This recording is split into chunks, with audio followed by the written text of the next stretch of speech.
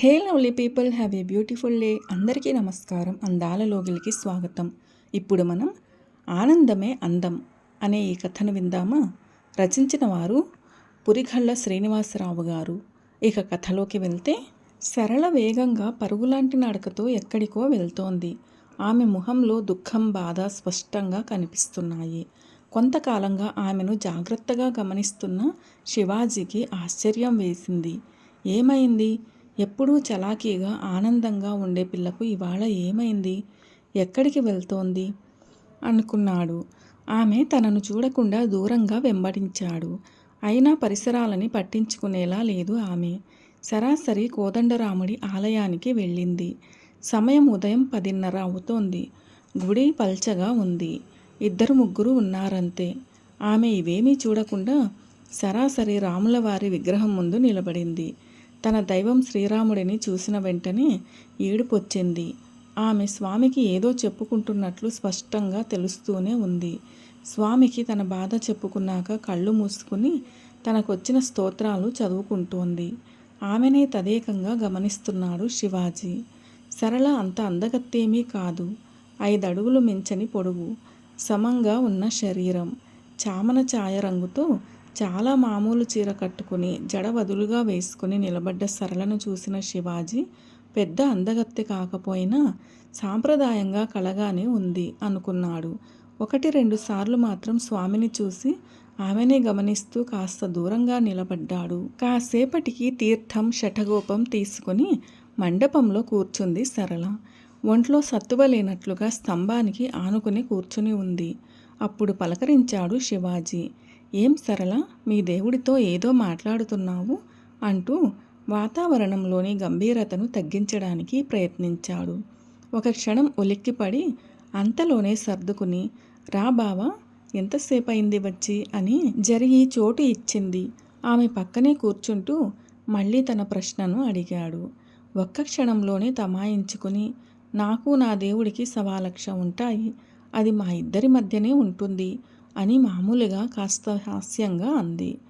హా, నాకు తెలుసులే, కానీ ఆ దేవుడు నీ సమస్యను తీర్చమని నాకు చెప్పాడు అన్నాడు శివాజీ. ఏం చెప్పాడేం అంది. ఈ వయస్సులో ఆడపిల్లలు ఏం కోరుకుంటారు? ఒక అందమైన రాజకుమారుడు వచ్చి తనను అందమైన గుర్రం మీద ఎక్కించుకుని తీసుకుని వెళ్ళాలి అనే కదా. ఆ ప్రయత్నం మీదే ఉన్నానని మీ స్వామికి చెప్పానులే అన్నాడు. పకపకా నవ్వింది సరళ. నేను నా రాముడిని కోరుకున్నది రాజకుమారుని పంపమని కాదు.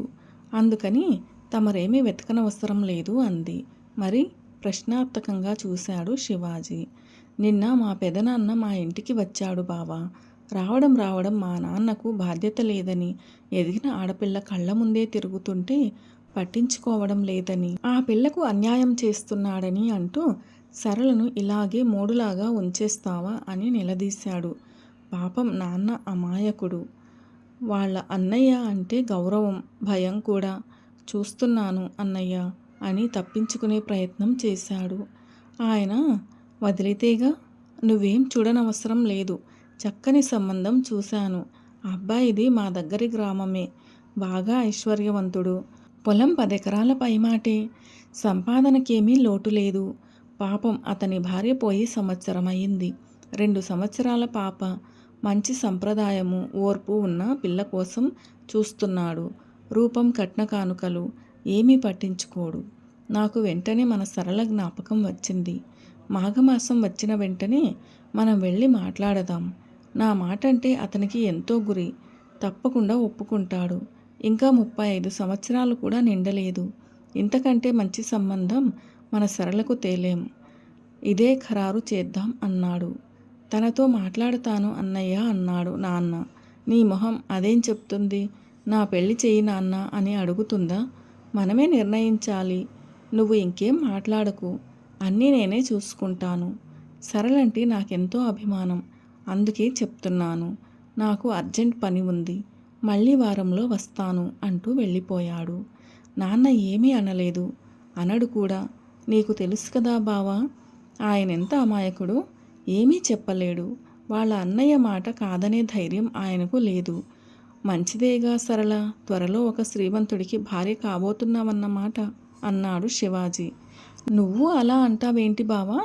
నీకు తెలియదా నాన్న విషయం? పెదనాన్న మా పొలం కూడా చూసుకుంటున్నాడు కాబట్టి మాకు ఇబ్బంది లేకుండా ఇల్లు గడిచిపోతోంది. అమ్మ ఆయనను కంటికి రెప్పలా కాపాడింది. ఆమె ప్రేమలో రక్షణలో ఆయన జీవితం బాగానే గడిచింది. కానీ పోయిన సంవత్సరం అమ్మ పోయినప్పటి నుండి ఆయన మరీ పిచ్చివాడిలా తయారయ్యాడు. అమ్మలా కాకపోయినా నాకు చేతనైనంత వరకు శ్రద్ధగా నాన్నను చూసుకుంటున్నాను. ఆయనకు వేళకు అన్నీ అందివ్వడం, భోజనం పెట్టడం, మందులు ఇవ్వడం అన్నీ నేనే చూసుకుంటున్నాను. డబ్బు దస్కం కూడా నా బాధ్యతే. ఆయన నాకు తండ్రి కాదు బావా, నా కొడుకు. పెద్దవాళ్ళు ఇచ్చిన కాస్త పొలాన్ని ఆవులను చూసుకుంటుంటే మా జీవితాలు గడిచిపోతాయి. నేను పెళ్లి చేసుకుని వెళ్ళిపోతే నాన్న ఏమవుతాడు? ఈ ఊళ్ళో నాకొచ్చిన లోటేమీ లేదు. పెళ్లి చేసుకోకపోతే బతకలేనా? హాయిగా బతుకుతాను బావా. ఆ రాముడి దయ వలన నేను ఇలాగే ఉండిపోతాను. ఈ విషయంలో మా పెదనాన్నే కాదు, ఎవ్వరూ నన్ను ఒప్పించలేరు. ఏ పరిస్థితిలోనూ నాన్నను వదిలి వెళ్ళే ప్రశ్నే లేదు. అదే రాముడిని ప్రార్థించాను. మా నాన్న నుంచి నన్ను దూరం చేయవద్దని, నాకు దృఢంగా నిలబడే స్థైర్యం ప్రసాదించమని. అంతేకాని నువ్వు చెప్పినట్లు రాజు కోసం కాదు, రాకుమారుడి కోసమూ కాదు. ఆమె స్వార్థరాహిత్యం, తండ్రి మీద ఉన్న ప్రేమ, బాధ్యత పట్ల ఉన్న శ్రద్ధ అన్నీ తెలిసినవే అయినా ఆ క్షణంలో ఆమె మీద గౌరవం ఎంతో పెరిగిపోయింది శివాజీకి. నిన్ను మనసారా అభినందిస్తున్నాను సరళ. ఆడపిల్లలందరూ నీలాగే ఉంటే ఈ సమాజం స్వర్గం అవుతుంది. నువ్వు అనుకున్నది తప్పకుండా సాధిస్తావు. మనిద్దరం పవిత్రమైన దేవాలయంలో కూర్చున్నాము. ఇంతకంటే మంచి చోటు ఉండదు. నిన్ను మనస్ఫూర్తిగా అడుగుతున్నాను. నన్ను చేసుకుంటావా సరళ అన్నాడు. అదిరిపడింది సరళ. బావా, హాస్యానికి కూడా అటువంటి మాటలు అనవద్దు. నువ్వెక్కడా నేనెక్కడా?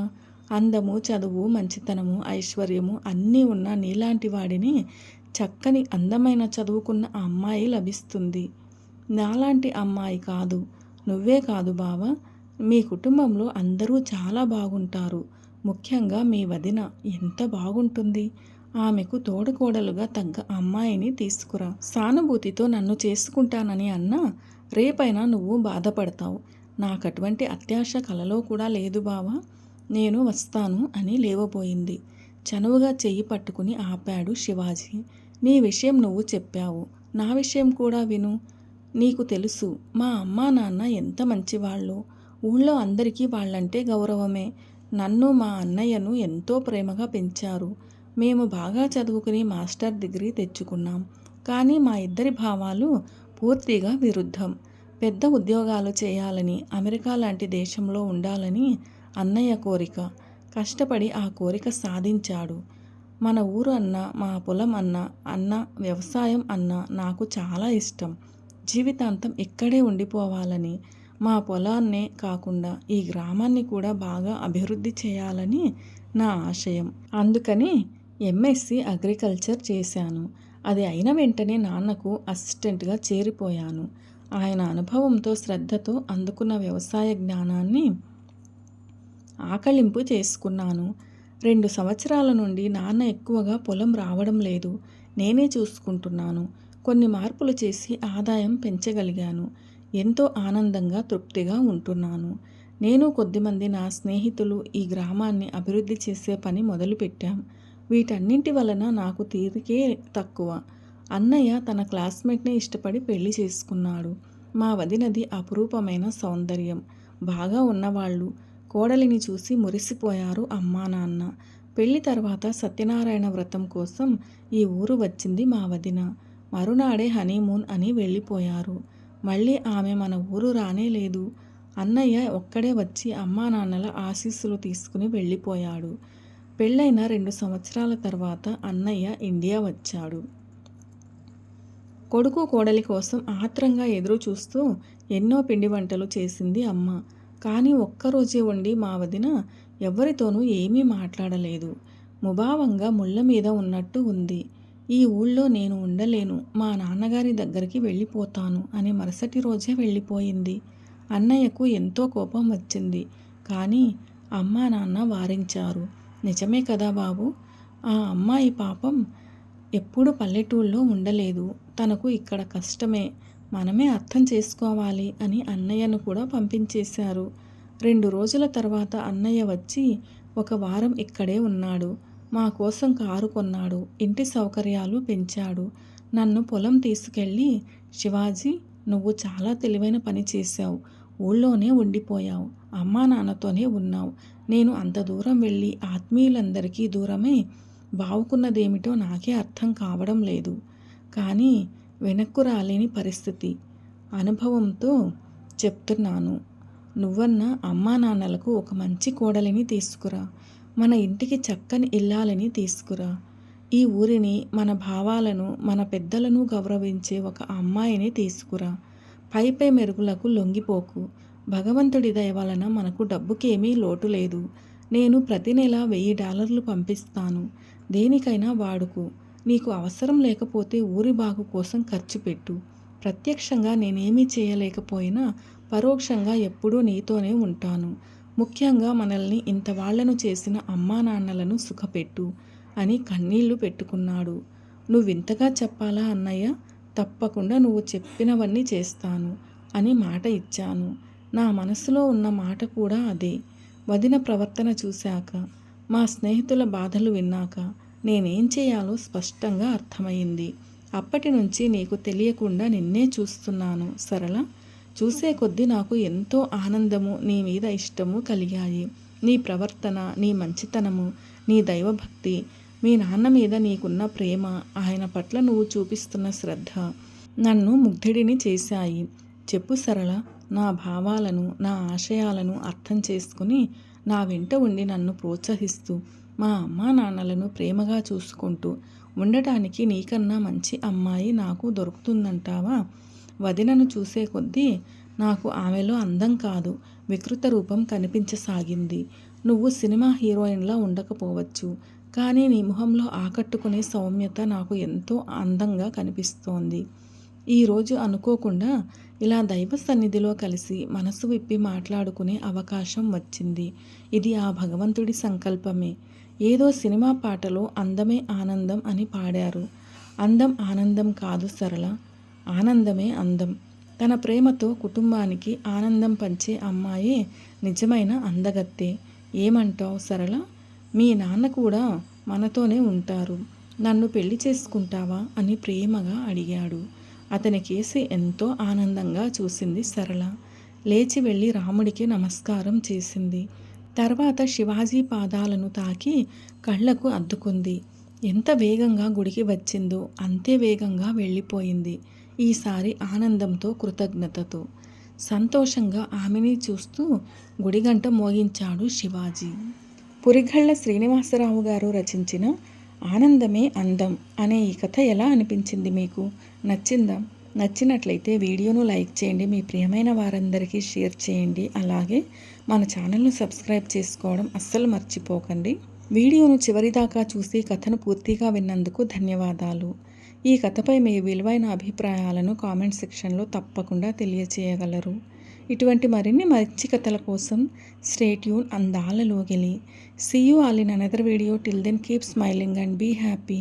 A very special thanks to the story writer Purigalla Srinivasarao garu for this wonderful and amazing story.